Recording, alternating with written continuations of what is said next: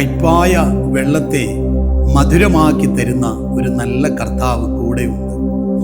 Israel മക്കളുടെ മരുഭൂമി യാത്രയിൽ 3 ദിവസം വെള്ളം കിട്ടാതെ അവർ സഞ്ചരിച്ചു. 3-ാമത്തെ ദിവസം അവർ മാറയിലെത്തിയേറെ മാറയിലെ വെള്ളം അവർക്ക് കുടിപ്പാൻ കഴിഞ്ഞില്ല. അത് കയ്പായിരുന്നു. എന്നാൽ മോശ ദൈവത്തിങ്കിലേക്ക് നോക്കി. ദൈവം ഒരു വൃക്ഷം അവന് കാണിച്ചു കൊടുത്തു. ആ വൃക്ഷത്തിൻ്റെ കൊമ്പ് വെട്ടി അവൻ വെള്ളത്തിലിട്ടു. ആ വെള്ളം മധുരമായി. ഇസ്രായേൽ മക്കൾ 2-ാം പ്രാവശ്യം കൈക്കൊമ്പിളിൽ വെള്ളമെടുത്ത് കുടിക്കുമ്പോൾ ആദ്യം കയ്പെന്ന് പറഞ്ഞ സ്ഥാനത്ത് 2-ാമതവർ പറഞ്ഞൊരു വാക്കുണ്ട്, ഈ വെള്ളം മധുരം. പ്രിയപ്പെട്ടവരെ, നിങ്ങൾക്ക് തന്നതൊന്നും കയ്പായി പോകാൻ അനുവദിക്കത്തില്ല. നിങ്ങളുടെ കുടുംബജീവിതം, നിങ്ങൾക്ക് തന്ന തലമുറ, നിങ്ങൾക്ക് തന്നതായ എല്ലാ അനുഗ്രഹങ്ങളും ഒരിക്കലും ഒരു കയ്പായി മാറാൻ ദൈവം അനുവദിക്കത്തില്ല.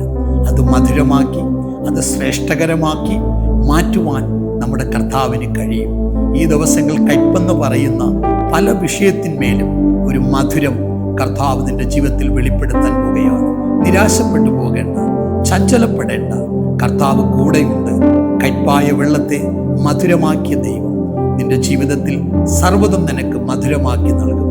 വിശ്വസിക്കുക. കർത്താവ് നിങ്ങളെ അനുഗ്രഹിക്കട്ടെ.